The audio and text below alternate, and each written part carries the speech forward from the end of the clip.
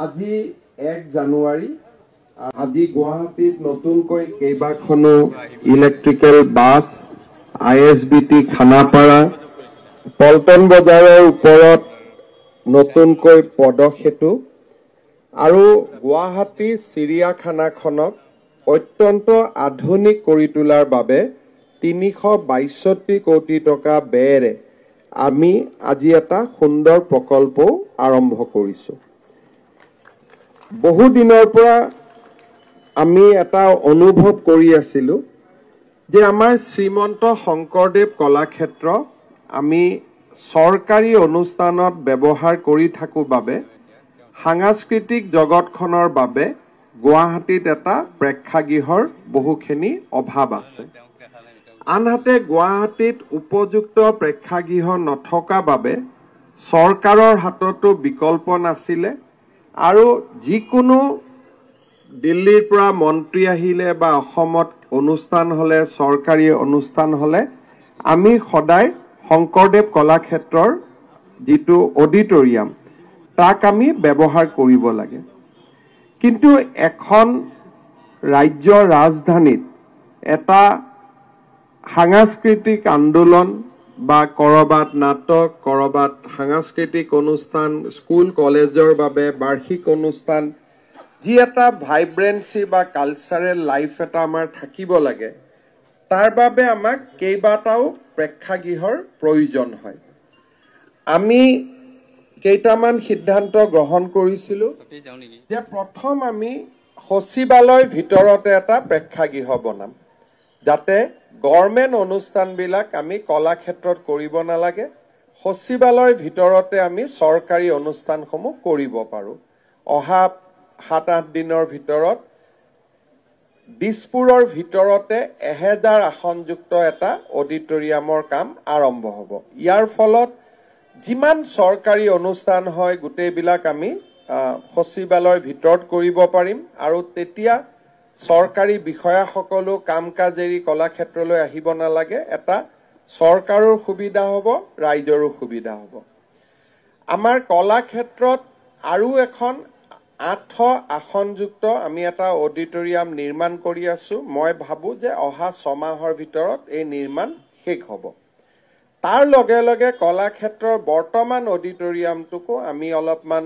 ভাল সাউণ্ড আদিৰে সুসজ্জিত কৰিম তাতে যাতে আমি দুটা ভাল অডিটৰিয়াম পাব পাৰো। তৃতীয় আমাৰ অডিটৰিয়াম জ্যোতি চিত্ৰবনত আমি এটা নিৰ্মাণ কৰিব খুজিছো যাত 1000খন আসন থাকিব আৰু ইয়াত চৰকাৰে 56 কোটি টকা ব্যয় কৰিব। আধুনিক সম্পূৰ্ণ শব্দৰ ব্যৱস্থা থাকিব, প্ৰজেকশ্যন থাকিব আৰু আমাৰ উচ্চস্তৰীয় ফিল্ম প্ৰজেকশ্যনৰ সুবিধা LED সাইক্লোৰামা আদিকে ধৰি যিমানখিনি আমি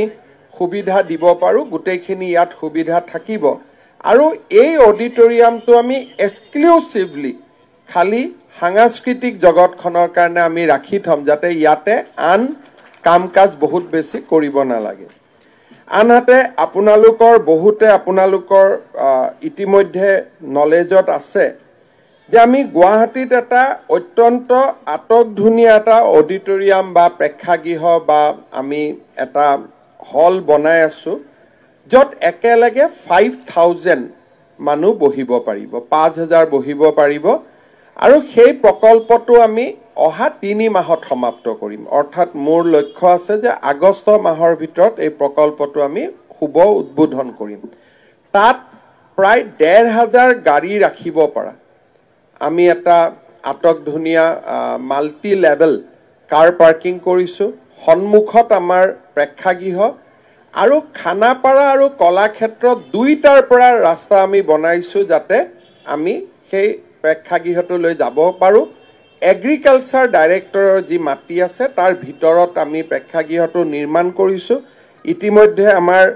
এক্সপাৰ্ট কমিটি এখনো আমি কৰি দিছিলো, তেওঁলোকেও বহুখিনি পৰামৰ্শ দিছে আৰু এই অডিটৰিয়ামটোৰ আমি নাম দিছো জ্যোতি বিষ্ণু প্ৰেক্ষাগৃহ। আৰু পূব ভাৰতত মই উত্তৰ পূব বুলি ক'লে ভুল হ'ব, ইষ্টাৰ্ণ ইণ্ডিয়াত ইমান ডাঙৰ অডিটৰিয়াম দ্বিতীয়টো নাই আৰু কলকাতাৰ অডিটৰিয়ামত 3000 একেলগে বহিব পাৰে আমাৰ ইয়াত 5000 অডিয়েন্স একেলগে বহিব পাৰিব তাৰ লগত সৰু সৰু কেইবাটাও কনভেনশন সেন্টাৰ থাকিব আৰু আমাৰ একেলগে অকনমান গেস্ট হাউস আদিৰো ব্যৱস্থা থাকিব যাতে যোন লোক আহে অতিথি আহে তেওঁলোক আমাৰ গেস্ট হাউসত থাকিব পাৰিব আৰু এটা খুব ডাঙৰ প্ৰজেক্ট এটা আমি গুৱাহাটীত কৰি আছো 2025ৰ শেষত আমি ইয়াক শুভ উদ্বোধন কৰিম গুৱাহাটী হাইকোৰ্টৰ সন্মুখত য'ত আমি এটা কনভেনশন সেন্টাৰ বনাই আছো তাত একেলগে 2000 মানুহে বহি যিকোনো কনভেনশন এটেন্ড কৰিব পাৰিব তাৰ এফালে সাৰ্কিট হাউস আনফালে ষ্টেট গেষ্ট হাউস আৰু এটা একেবাৰে নৈসৰ্গিক পৰিবেশত আমাৰ নতুন দিল্লীত যেটো বিজ্ঞান ভৱন আছে সেই বিজ্ঞান ভৱনৰ আৰ্হিত কিন্তু একে কনসেপ্ট নহয় কনসেপ্টটো বেলেগ তাৰ আৰ্হিত আমি এই কনভেনশন সেন্টাৰ বনাইছিলো কিন্তু তাত অডিটৰিয়ামৰ পৰিৱৰ্তে it will be purely for convention দৰকাৰ হলে এটা 300 সিটাৰো কৰিব পাৰিব দৰকাৰ হলে 600 সিটাৰো কৰিব পাৰিব